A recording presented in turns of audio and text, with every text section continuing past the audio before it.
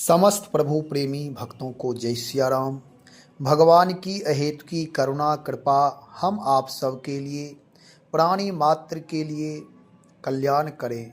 सबका मंगल हो, भला हो, सब सुखी रहें। इन्हीं मंगल कामना के साथ चर्चा प्रारंभ करते हैं। जब मनुष्य के ऊपर परमात्मा की अहेतु की कृपा होती, विशेष कृपा होती है, तो मनुष्य के जीवन में अलौकिकताएं आती है। हमारा आपका वर्तमान का कर्म और प्रारब्ध के अनुसार जीवन का संचार होता है, जीवन गतिशील रहता है। प्रारब्ध यदि उत्तम है तो कम पुरुषार्थ में भी अधिक लाभ की प्राप्ति हो सकती है और होती ही है। और यदि प्रारब्ध प्रबल नहीं है, उत्तम नहीं है, तो फिर परिश्रम अधिक करना पड़ता और परिश्रम के अनुसार लाभ प्राप्त होता है। भगवान जब कृपा करते हैं, श्री हनुमान जी महाराज ने रावण से कहा था, जाके वल लव लेस ते जितेहु चराचर झाड़।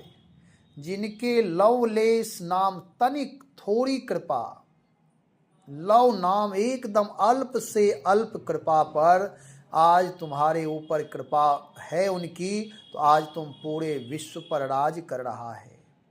अन्याय अत्याचार जो भी तुमने किया है और इतने धन वैभव इकट्ठा तुम कर लिए हो, उन्हीं के बल पर, लेस मात्र कृपा के बल पर तुम सारी समष्टि को जीत लिए हो।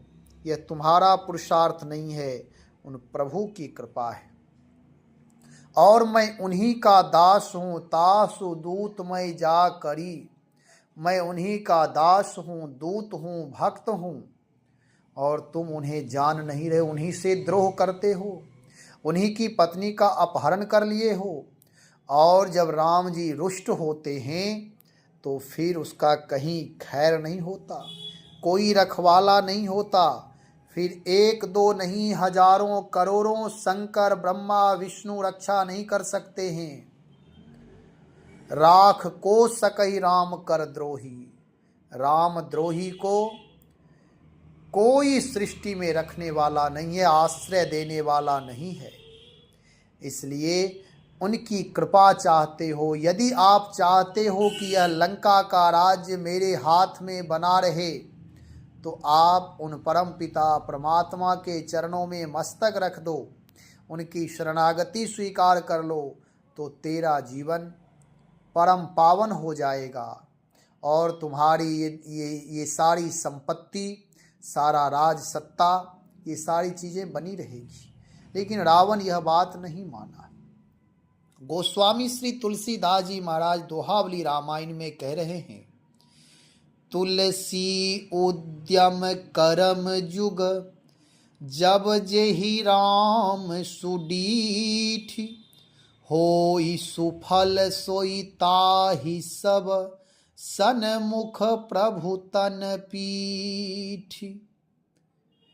गोस्वामी श्री तुलसीदास जी महाराज कहते हैं, जब जिस पर श्री राम जी की सुदृष्टि होती है, कृपा होती है, तब उसके सब उद्यम और सारे प्रारब्ध कर्म दोनों सफल हो जाते हैं और वह शरीर की ममता छोड़कर प्रभु के सन्मुख हो जाता है।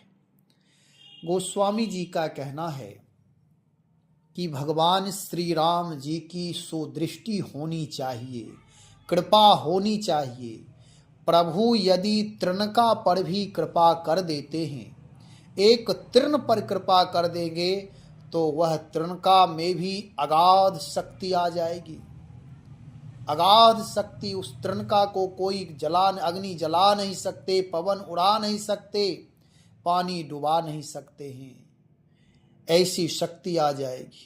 मैंने सुना है, एक कथा आती है कि एक बार देवताओं को अहंकार हो गया। देवासुर संग्राम के बाद देवता सब आपस में कहने लगे कि मैं नहीं होता तो देवता विजयी नहीं होते। मेरे बल से पवन देव अपने बल की वखान, अग्निदेव अपने, इंद्रदेव अपने, सब अपने अपने बलों का वखान करने लगे। परमात्मा को यह अनुभूति हुई, सूचना मिली। परमात्मा ने कहा, ठीक है, आपकी समर्थता को मैं जानता हूँ, आप देवता हैं, आप में शक्ति अवश्य है। तो परमात्मा एक तृण का रूप लेकर के, तृणका को प्रेरित करके एक जगह पर भेज दिया और देवताओं से कहा, अग्नि से कहा कि आप जाकर के जला दीजिए, पवन से कहा कि आप जाकर के उसे उड़ा दें, इंद्र से कहा, सारे देवी देवता गए लेकिन उस तृणका को कुछ कर नहीं पाए। सबका अभिमान चूर हुआ। परमात्मा दर्शन दिए, कहे कि आपने देखा, कारण से कार्य का निर्माण होता है, बीज से वृक्ष का निर्माण होता है। इसलिए एक सूक्ष्म बीज में पूरे वट वृक्ष को समाहित करने की समर्थता होती है। इसलिए आप लोगों में जो अपने अहंकार का बल, वह आपका अहंकार का बल नहीं होना चाहिए, वह तो परमात्मा की कृपा है। ऐसे ही हम आप सबके जीवन में परमात्मा की कृपा के बिना कुछ संभव नहीं है, इसलिए उनकी कृपा आवश्यक है। देवताओं के ऊपर अथवा जीव मात्र के ऊपर, प्राणी के मात्र के ऊपर यदि कोई वैशिष्टता है तो प्रभु की कृपा है। जैसे हमारे आपके भौतिक संसाधन में सारे विद्युत उपकरण हो, जैसे पंखा है, एसी है, हीटर है, बल्ब है, अच्छी अच्छी महंगी महंगी लाइटें हैं, सारी चीज़ें हो, लेकिन यदि बिजली नहीं हो तो सारे उपक्रम व्यर्थ हैं। वह सारी व्यवस्था व्यर्थ है। वह महंगे तो हैं लेकिन उसका कोई उपयोग नहीं होगा। पंखे अपने जगह पर लटकते रहेंगे, बल्ब अपने जगह पर मंद पड़े रहेंगे प्रकाशहीन हो करके, एसी अपने जगह पर, केवल सब अपनी जगह पर स्थिर ठहर जाएंगे, उनमें कोई गति नहीं होगी। यदि प्रकाश आ जाए, बिजली आ जाए, तो बिजली की समर्थता से उन उपक्रमों में सारे गतिशील हो जाएंगे, सब अपने अपने धर्म में रत हो जाएंगे। पंखा हवा देने लगेगा, एसी ठंडा करने लगेगा, गर्मी के हीटर वह गर्म करने लगेंगे, जो गर्म करने के संसाधन प्रसाधन है वह गर्म करेंगे, ठंड करने वाले जो साधन है उपक्रम है वह ठंडा करने लगेंगे, जो हवा करने वाले हवा करने लगेंगे, जो प्रकाश करने वाले वह प्रकाश करने लगेंगे। लेकिन चाहिए बिजली। इसी तरह से ऊर्जा स्वरूप परमात्मा ही है, परम तत्व ही है। उनकी कृपा जिसके ऊपर हो जाए, उसके सारे उद्यम वह जो भी करेगा। लोग कहते हैं ना, भाग्य यदि उत्तम है तो मिट्टी को छू देने पर सोना बन जाता है, और भाग्य में यदि लघुता है, न्यूनता है, तो वह स्वर्ण को भी छू दे तो वह मिट्टी हो जाएगा। समय समय की बात है। लेकिन यहाँ मैं ये कह रहा हूँ कि परम पिता परमात्मा की कृपा हो जाने पर हमारे आपके कर्म भी सबल हो जाते, भाग्योदय हो जाता है। और यदि उनकी कृपा नहीं होती है तो फिर चाहे कोई भी हो, वह सब असमर्थ हो जाते। उनकी कृपा की आवश्यकता है, इसलिए प्रभु के सन्मुख रहने की आवश्यकता है, जिससे कि उनकी कृपा दृष्टि बनी रहे। सारे प्रारब्ध, सारे उद्यम सफल हो जाते हैं। जो कुछ भी लोक पक्ष में हम आप देखते हैं, व्यवहारिक दृष्टिकोण में देखते हैं, लोक व्यवहार में देखते हैं कि कोई कहता है भगवान की बड़ी कृपा है, बिजनेस करते हैं सफलता मिलती है, उनका पुरुषार्थ है, मेहनत है, परिश्रम है। लेकिन पुरुषार्थ, परिश्रम, मेहनत तो सब कोई कर रहा है। प्रारब्ध यदि सबल है तो वह प्रारब्ध साथ देता है, और प्रारब्ध सबल नहीं है तो बिजनेस सब व्यक्ति करता है, मेहनत सब कोई करता है। अधिक से अधिक मेहनत करने पर भी व्यक्ति असफल रह जाता है। प्रारब्ध का भी बड़ा मूल्य होता है। मूल प्रारब्ध कारण बनते हैं और उसका कार्य विस्तार होता है। कहने का तात्पर्य यह है कि भगवान की कृपा अवश्य चाहिए। होई सुफल सोई ताहि सब, सन्मुख प्रभु प्रभु की सन्मुखता, प्रभु की कृपा, प्रभु की दया दृष्टि सुदृष्टि हो तो हमारा आपका जीवन सफल हो। फिर प्रभु की कृपा प्राप्त कैसे होगी? गोस्वामी श्री तुलसीदास जी महाराज मानस में कहते हैं, मन क्रम वचन छारी चतुराई, भजत कृपा करी हैं रघुराई। रघुराई श्री राम जी मन क्रम वचन से जो कपट का छल का परित्याग कर देता है और भजत कृपा करी हैं रघुराई, तब भजन करता है, परमात्मा का स्मरण करता, सुमिरन करता, सेवा करता है, तो उसके जीवन में परम पिता परमात्मा की अहेतु की कृपा हो जाती है। और जब तक जीव परमात्मा की कृपा की अनुभूति ना कर लें, केवल मानने तक रहे, कोई कह दे भगवान है, कोई कह दे परमात्मा है, कोई कह दे ईश्वर है, तो केवल मान लिया, कोई कह दे नहीं है तो फिर नहीं माना। इसलिए मानने की बात नहीं, जानने की बात है।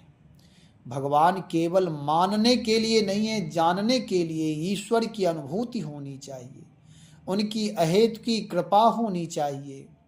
हम आप सब जानते हैं कि हम आत्मा हैं, अमर हैं, लेकिन आत्म तत्व का बोध नहीं है।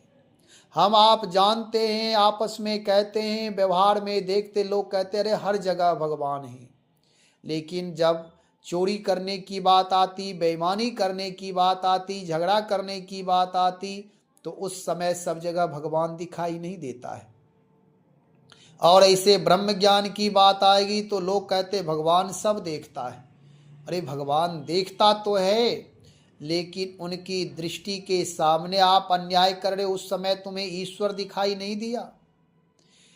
अन्य कैमरों की नज़र से आप हो सकता है डिलीट कोई कर दे, लाइट काट दे, तो उस कैमरे से ओझल हो सकते, बचा जा सकता है, लेकिन परमात्मा की जो कैमरा है, उस कैमरा से आज तक कोई नहीं बच पाया है और ना कोई बच पाएगा। इसलिए उनकी कृपा दृष्टि प्राप्त करने के लिए मन क्रम वचन से छल कपट का परित्याग करें, धूर्तता का, बेईमानी का, दुष्टता का परित्याग करके तब भजन करें। भजत कृपा करी हैं रघुराई। भगवान तो कृपा करने के लिए सतत चाहते ही हैं कि मैं जीव मात्र पर प्रभु कृपा कर ही रहे हैं। जैसे बारिश होती है तो बारिश हर जगह होती है, चाहे वह व्यक्ति धार्मिक है आधार्मिक है, इससे कोई मतलब नहीं है। बारिश समान रूप से हर जगह पानी देती है। यदि व्यक्ति के पास उत्तम पात्र, बड़ा पात्र है, तो वह पात्र लगा करके उसमें जल भर सकता है, और जिसके पास केवल एक लोटा है या जो बिना पात्र का है, तो बारिश भले ही घंटों बरस जाए लेकिन वह पानी संग्रह नहीं कर सकता है, उसके पास कोई व्यवस्था नहीं हो सकती है। पात्र बड़ा होना चाहिए। पात्र बड़ा रहेगा तो आप उसमें जल संचय कर लेंगे।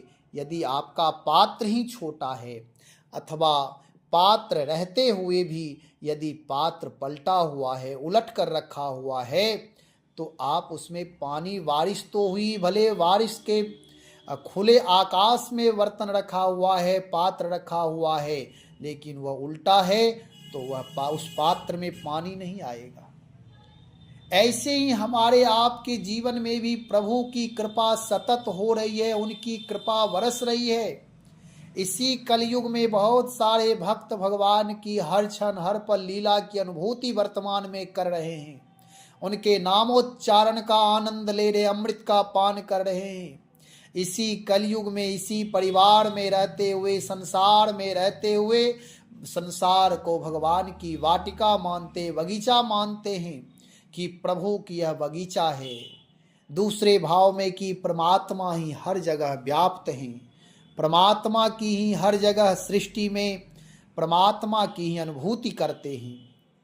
और कोई ऐसा भी व्यक्ति है जो प्रारब्ध का दोष देता है, ईश्वर का दोष देता है, कर्म का दोष देता है, दोष देते देते देखते देखते उसका जीवन व्यर्थ चला जाता। कोई समय का दोष, कोई युग का दोष, ऐसे ही लोग दोष देते ही रहते और उसका जीवन भी दोष युक्त ही रह जाता है। संसार मिथ्या है, संसार दुखालय है, नाना प्रकार के, कोई कहते हैं व्याधि का मंदिर है, क्या क्या लोग कहते रहते हैं। कलयुग है। कहने का मतलब यह है कि हमारी आपकी मनस्थिति, हमारा आपका विचार, हमारा आपका वैराग्य, ज्ञान, विवेक जैसी जिस स्थिति में ये सारे गुण धर्म होंगे, वैसे ही हम आप संसार को, जैसी दृष्टि वैसी सृष्टि। आप लोगों ने सुना होगा कि एक बार युधिष्ठिर निकले खल लोगों को, दुष्टों को ढूंढने के लिए, और दुर्योधन साधु पुरुष को ढूंढने के लिए। दिन भर ढूंढ कर लाए तो युधिष्ठिर को कोई खल नहीं मिला और दुर्योधन को कोई साधु सज्जन पुरुष नहीं मिले। भगवान ने पूछा कि ढूंढ कर आप लाए, कोई मिला?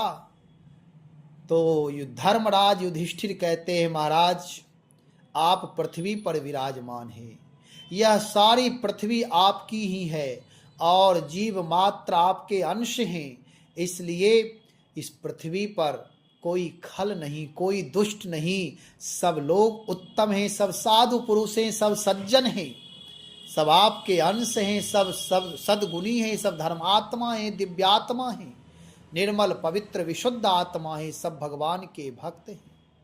दुर्योधन से पूछा गया तो दुर्योधन कहता है, महाराज द्वापर का अंतिम समय है, अब कलयुग का आगमन होने वाला है, अब साधु पुरुष कहाँ, सज्जन कहाँ, धर्मात्मा कहाँ, अब तो यह सारी सृष्टि खलों का साम्राज्य हो गया है, दुष्टों का साम्राज्य हो गया है, अब साधु सज्जन मिलना मुश्किल है, अब संभव नहीं है, यह सृष्टि ही कलयुग आ गया है, आने वाला है, आदि आदि वह बात बनाने लगा।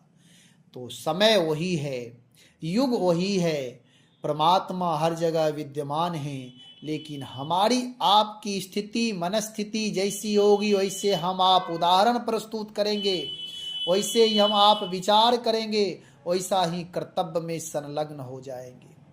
इसलिए आत्मनिर्माण करना परम आवश्यक है। यहाँ कह रहे हैं कि भगवान की कृपा हो जाएगी, भगवान से जुड़ करके यदि कोई उद्यम करेंगे, राम परक यदि राम काज समझ करके, परमात्मा की सेवा समझ करके जो भी उद्यम करेंगे, उसमें प्रभु की कृपा समाहित हो जाती है। स्वयं सिद्ध सब काज नाथ मोहि आदर देव। सब काज परमात्मा की है और परमात्मा की कार्य सिद्ध है। परमात्मा सफल है, असफलता है ही नहीं। और हमारा आपका प्रारब्ध भी उत्तम हो जाएगा। हो ही सुफल सोहिताय सब सन्मुख प्रभु तन पीठ। प्रभु के सन्मुख हो जाने से यह शरीर की ममता भी छूट जाती है। प्रभु की कृपा, उनके बिना कोई कार्य संभव नहीं है। उनकी कृपा हो जाए तो कोई कार्य असंभव नहीं है। वह शरीर की ममता छोड़कर प्रभु के सन्मुख हो जाता है। सफल व्यक्ति वही है जो शरीर में रहते हुए भगवत कैंकर्य निष्ठ होते हुए, भगवान नाम का जप करते हुए, परोपकार करते हुए, आवश्यकता से अधिक कोई वस्तु, कोई पदार्थ है तो उसका समाज में उपयोग करते हुए, प्रयोग करते हुए, आवश्यक लोगों को उसकी आवश्यकता की पूर्ति अपनी समर्थता के अनुसार करते हुए, सेवा कार्य करते हुए यदि कोई परमात्मा से जुड़ा है तो वह शरीर से ऊपर उठा माना जाएगा। केवल शरीर तक, केवल अपने परिवार तक, अपने हृदय तक सीमित रह गया तो वह व्यक्ति का जीवन व्यर्थ है।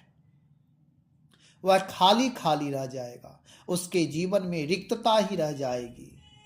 ऐसे लोग सफल नहीं माने जाते हैं।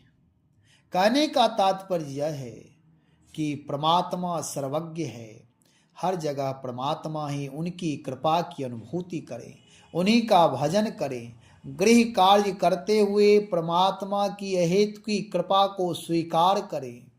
जब हम आप उनकी कृपा को स्वीकार करते रहेंगे, समर्पण कर देंगे तो हमारा आपका जीवन सफल हो जाएगा, सार्थक माना जाएगा। भगवान नाम का जप सतत करे। भगवान नाम जप किए बिना जीवन सार्थक नहीं हो सकता है। गृह कार्य करते हुए, नौकरी चाकरी सारी क्रिया करें, लेकिन प्रभु को साथ रखें, प्रभु स्मरण करते रहें, जीवन परम मंगलमय हो जाएगा। नहीं तो केवल धन कमाने में, पद प्रतिष्ठा आदि के मद में रहने वाला व्यक्ति असफल ही होता है।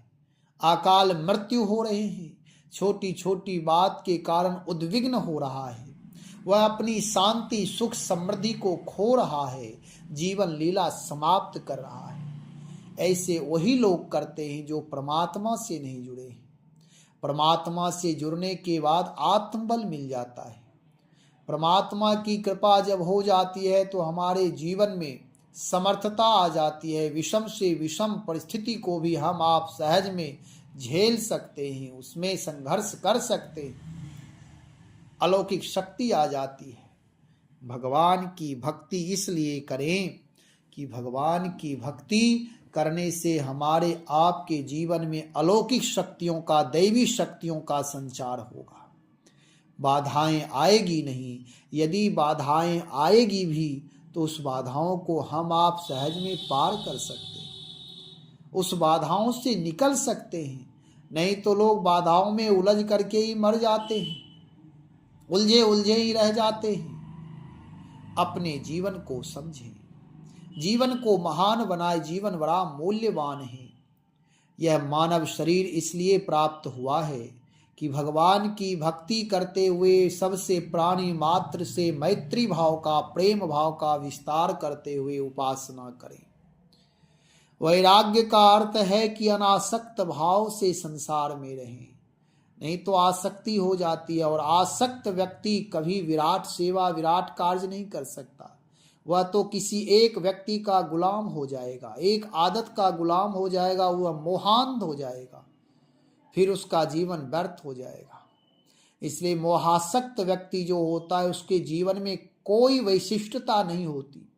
उसके उत्तम प्रारब्ध भी दूषित हो जाते, मलिन पड़ जाते हैं, प्रारब्ध भी साथ नहीं देता है, क्योंकि उसके द्वारा स्वयं का बोया हुआ बीज मोह का है, और मोह अंधकार है। उस अंधकार में निशाचर विचरण करते हैं, निशाचरी वृत्ति में वह व्यक्ति रत हो जाता है। सामान्य अंधकार होने पर तो सूर्य उस अंधकार को दूर कर सकते हैं, लेकिन जो व्यक्ति मोह के द्वारा अंधकार निर्मित कर लेता है, उस अंधकार को सामान्य सूर्य नहीं दूर कर सकते हैं। उसे तो केवल स्वयं विवेक रूपी सूर्य का जब अभ्युदय होगा तभी वह जीवन में कुछ कर सकता है। नहीं तो मोह रूपी व्याधि से मोह सकल व्याधिन कर मूला। सारी व्याधियों का एक व्याधि कोई हो जाए तो उससे लोग परेशान हो जाते हैं, चाहे वह दैहिक व्याधि क्यों ना हो, शारीरिक कष्ट ही क्यों ना हो। बुखार लग जाता है तो लोग परेशान हो जाते, कमजोर हो जाते। सिर दर्द होने लगता है तो लोग डंके बजा बजा कर कहते आज मेरा सिर दर्द हो रहा है, सिर दर्द हो रहा है, बहुत परेशान है, बहुत परेशान है। और मोह तो सारे व्याधियों का मंदिर है, सारे व्याधियों की उत्पत्ति स्थल है। काम, क्रोध, लोभ, मद, मत्सर आदि सब की जननी मोह है। सबके लिए मोह ही सबका भंडार है, खजाना है। और यहीं से मोह से ही सारे व्याधि निकलते हैं। यही सब मानो मोह रूपी समुद्र का वह रत्न है जो हमारे आपके जीवन के लिए अंधकार ही अंधकार, पतन ही पतन का कारण होता है। जैसे रत्न होते हैं, वह रत्न यदि हमारे आपके ग्रह नक्षत्र के अनुसार नहीं मिलते हैं तो वह नुकसान करते हैं। ऐसे ही यह नाना प्रकार के जो विकार हैं, व्याधि हैं, यह सब के लिए नाशक ही होते हैं, सब के लिए पतन का कारण ही होता है, किसी के ये हितैषी नहीं है। इसलिए अपने जीवन को भगवान से जोड़े, भक्ति से जोड़े। भगवान के द्वारा, भक्ति के द्वारा जो शक्ति प्राप्त करे उससे अपने जीवन को आत्मबली बनाए और अपने जीवन को हमेशा उत्कृष्ट बनाते हुए सतत आगे बढ़ते रहे, जीवन गतिशील बना करके रखें और जीवन में परहित से जुड़े रहे, राम रामायण सेवा सुमरन प्रार्थना पुरुषार्थ से जुड़ करके रहे। अपने जीवन को ऐसा बनाए कि अन्य लोगों के लिए भी हम काम आए, ऐसा बनाए कि यह समष्टि मेरा उपयोग करे, दुरुपयोग ना करे। सच्चा योगी वही है, सच्चा सेवक वही है, सच्चा भक्त महात्मा वही है जो प्राणी मात्र के लिए उपयोगी बने, जीव मात्र के लिए उपयोगी बने, जो समष्टि को अपना मित्र मानता है और सबके दुख सुख में वह साथ देता है, सबके लिए मंगल कामना करता है। ऐसे लोग ही उदात्त महान माने जाते हैं। उदार हृदय जिसका हो, विराट हृदय जिसका हो। इसलिए भगवान नाम का सतत जप करें। भगवान नाम की कृपा से हमारा आपका जीवन भी विराट हो जाएगा। भगवान की भक्ति सतत करें। आपस में, परिवार में, भाई भाई में प्रेम का विस्तार करें। जड़ चीज़ों के चक्कर में, जड़ चीज़ों के लिए, पदार्थ के लिए, भौतिक संसाधन के लिए अपनी चेतना को भटकावे में ना डालें, ना भटकने दें। आपस में मैत्री भाव रखें, नहीं तो पदार्थों के चक्कर में, भौतिक संसाधनों के कारण आपसी बैर कर लेते नहीं। इसलिए अपना मूल्य समझें, अपना विचार, अपना विवेक, ये सारे दिव्य होनी चाहिए। अपनी दिव्यता को सतत बनाए रखें। भगवान नाम का सतत जप करते रहें। श्री राम जय राम, जय जय राम, श्री राम जय राम, जय जय राम।